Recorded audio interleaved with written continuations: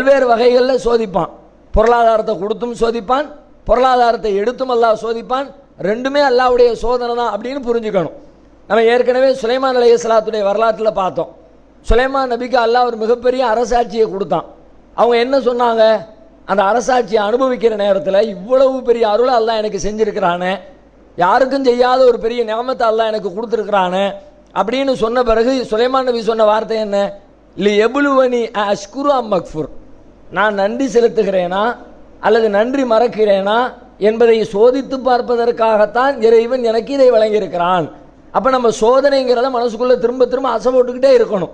இன்னும் சொல்ல போனால் நபி ஸல்லல்லாஹு அலைஹி வஸல்லம் சொன்னாங்க, இன்னலி குல்லி உம்மத்தின் ஃபித்னா, ஒவ்வொரு சமுதாயத்திற்கும் ஒரு சோதனை பொருள் உண்டு.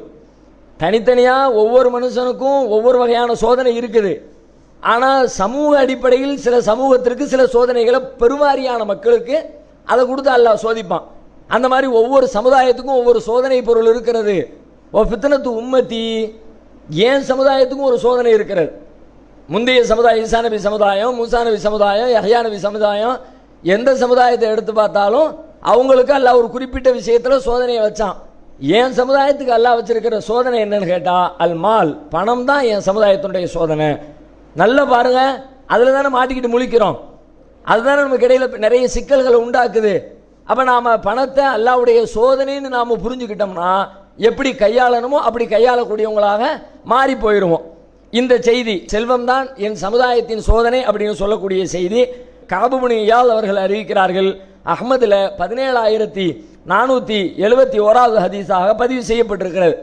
அதை தாண்டி பணத்தை பற்றிய சில பார்வைகளை நம்ம மாற்றிக்கிட்டோம்னாலும் நம்மிடத்துல பணம் வந்த உடனே பெருமை வராது. பெருமை வராமல் இருக்கணும்ல. பணத்தை வச்சு பெருமை அடிக்காதன்னா அடிக்காமல் இருக்கிறதுக்கு என்ன வழின்னு யோசிக்கணும்ல. அப்போ பணத்தை பற்றிய பார்வை என்ன, அதை மார்க்க நமக்கு சொல்லி தருது. என்ன சொல்லுது? அவலம் யரவ், அவர்கள் சிந்திக்கவில்லையா? அலம் த அன்னல்லாஹ யபசுத்துர் ரிஸ்க லிமன் யஷாஉ வ யக்திர், அல்லாஹ் தான் நாடியவர்களுக்கு செல்வத்தை விசாலமாக வழங்குகிறான், தான் நாடியவர்களுக்கு அவன் சுருக்கிக் கொள்கிறான் என்பதை அவர்கள் சிந்திக்கவில்லையா? இன்ன ஃபீ தாலிக லஆயாத்தில் லிகௌமி யூமினூன், நம்பிக்கை கொள்ளுகிற கூட்டத்தாருக்கு இதிலே அத்தாட்சி இருக்கிறது. யோசிச்சு பாருங்க. அல்லாஹ்வை பற்றி, உலகத்தை பற்றி, படைப்புகளை பற்றி அதை நீங்கள் புரிஞ்சுக்கணும்னா உங்களுக்கு இதில் அத்தாட்சி இருக்குது. எதில்? பண விஷயத்தில் அத்தாட்சி இருக்குது. எத்தனையோ அத்தாட்சிகள் அல்லாஹ் உலகத்தில் வழங்கியிருக்கிறான். சூரியன் அத்தாட்சி, அல்லாஹ் இருக்கிறானா இல்லையா என்பதை தெரிந்து கொள்வதற்கு சூரியன் ஒரு அத்தாட்சி, சந்திரன் ஒரு அத்தாட்சி, மனித படைப்பு ஒரு அத்தாட்சி, இப்படி ஏராளமான அத்தாட்சிகளை உலகம் முழுவதிலேயும் பரவ விட்டுருக்கிற ரப்புல் ஆலமீன் சொல்கிறான். பொருளாதாரத்தை கொடுத்துருக்கிறேன், சில பேருக்கு கூடுதலாக கொடுத்துருக்கிறேன், சில பேருக்கு கம்மியாக கொடுத்துருக்கிறேன். இந்த கூடுதலையும் குறைவையும் சிந்திச்சு பாருங்க, அதில் ஒரு பெரிய அத்தாட்சி இருக்குங்கிறான். அதில் என்ன அத்தாட்சி இருக்குது? இது எங்கே சொல்கிறான்? 30வது அத்தியாயம் 37 அல்லாஹ் சொல்லி காட்டுறான்.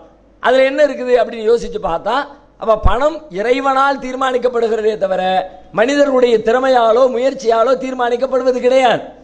மனிதனுடைய அறிவை கொண்டு தீர்மானிக்கப்படுறது கிடையாது. நான் பணத்தை வச்சு பெருமை அடிக்கிறதா இருந்தால் பணத்தை திரட்டியதற்குரிய முழு பொறுப்பும் என்னை சார்ந்திருந்தால் நான் பணத்தை வச்சு பெருமை அடிக்கலாம். முழு பொறுப்பு நம்ம அப்படிப்பட்ட மனிதர்களையும் காட்டுங்க பார்க்கலாம். 1 கோடி ரூபா ஒருத்தர் சம்பாதிச்சிட்டார், முழுக்க முழுக்க அவருடைய திறமையால் அது கிடைத்ததுன்னு உங்களால் சொல்ல முடியுமானா முடியவே முடியாது.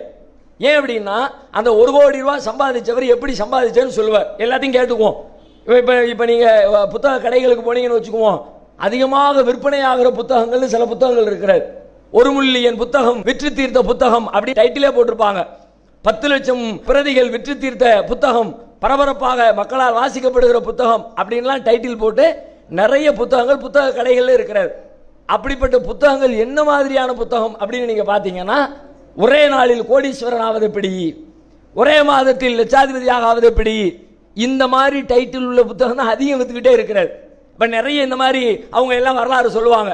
பில்கேட்ஸ் எப்படி இவ்வளவு பெரிய ஆளாக மாறினார், அம்பானி இவ்வளவு பெரிய சொத்துக்களுக்கு அதிபராக எப்படி உருவானார், அப்படியெல்லாம் எல்லாத்தையும் எழுதியிருப்பாங்கல்ல. எல்லாத்தையும் லிஸ்ட் எடுத்துருவோம். எப்படி லிஸ்ட் எடுப்போம்? என்னென்னலாம் செஞ்சாரு, எப்படியெல்லாம் செஞ்சாரு, எப்படி திட்டம் போட்டாரு, எப்படி பணத்தை திரட்டினாரு, எப்படி கடைகளை டெவலப் பண்ணாரு, எல்லாத்தையும் எழுதி வச்சுக்குவோம். இப்படி எல்லாம் செஞ்சதுனால நான் பெரிய மில்லியனர் ஆயிட்டேன்னு அவர் சொல்லியிருப்பார்ல. இன்னொரு பக்கத்தில் தோத்து போனவனுடைய வரலாறு எடுப்போம்.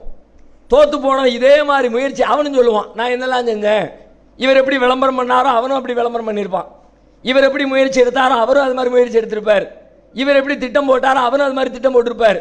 கடைசியில் என்ன பண்ணுறதுன்னு தெரியல, எல்லாம் முடிஞ்சு போச்சு, ஓஞ்சு போச்சு, ஒன்றும் தேரலை, ஓட்டாண்டி ஆகி பிச்சைக்காரனாகி இருக்கிற சொத்து பத்தை எல்லாம் வித்துட்டு இன்னைக்கு ஒரு கம்பெனியில் வாட்ச்மேனாக வேலை பார்த்துக்கிட்டு இருப்பேன்னு அப்படின்னு இப்போ இன்னொரு பக்கத்தில் வரலாறு இருக்கிறது.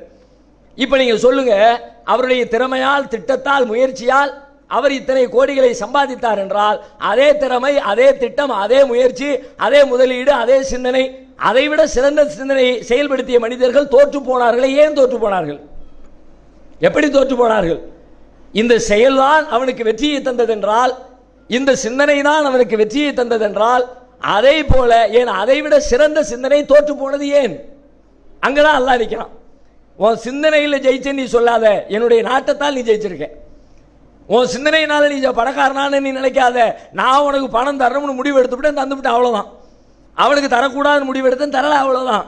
அப்போ பணம் வருவதும் பணம் வராமல் இருப்பதும் அதுக்காக வேண்டி நம்ம முயற்சி எடுக்கக்கூடாதுன்னு சொல்ல வரல. நம்ம எடுக்க வேண்டிய முயற்சியை நம்ம எடுக்கத்தான் செய்யணும். ஆனால் முழுக்க முழுக்க அதிலேயே நம்பிக்கை வச்சிடக்கூடாது. என் முயற்சி தான், என் திறமை தான், அப்படியெல்லாம் இருக்காதப்பா. அதில் அல்லாஹ்வுடைய நாட்டம் பிரதானம். அவன் விரும்பியோருக்கு செல்வத்தை வழங்குவான், அவன் விரும்பியோருக்கு செல்வத்தை தடுத்துக் கொள்வான். இப்படி நீங்க புரிஞ்சுக்குங்க.